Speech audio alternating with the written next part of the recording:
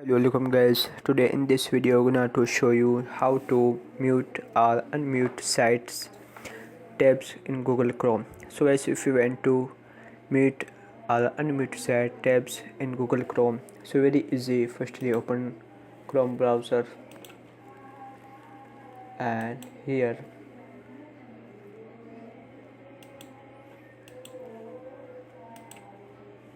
if you want to Here option unmute, so appearance right click, after click in on mute site, option that show is.